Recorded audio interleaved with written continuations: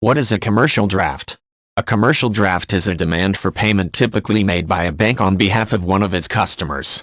It is substantially different from a check, which is another way for a bank to facilitate a payment made to one of its customers. Checks are negotiable instruments, which means that the check itself is offered in payment of a debt as a substitute for cash. A commercial draft, conversely, is merely a letter requesting a third party to acknowledge a debt and to come to the bank to make payment or arrange for his bank to make payment. Certain business transactions are conducted on open payment terms.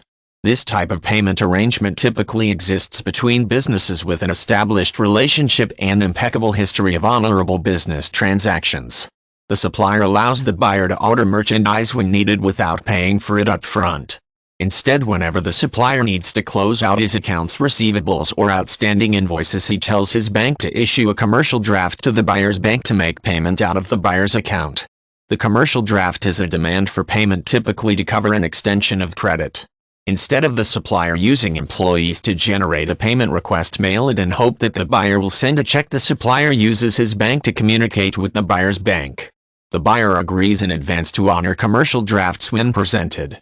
He still has the option to refuse the demand for payment, but if he does this, both banks will likely downgrade his credit standing. Once a commercial draft is accepted by a third party or his bank, it becomes a promissory note or a promise to pay. Acceptance of the draft acknowledges the validity of the debt and that the party intends to pay it. If the commercial draft is subsequently dishonored when presented for payment, it may be possible for the supplier to sue the buyer on the terms of the draft. Businesses other than manufacturers may also use a commercial draft in international transactions.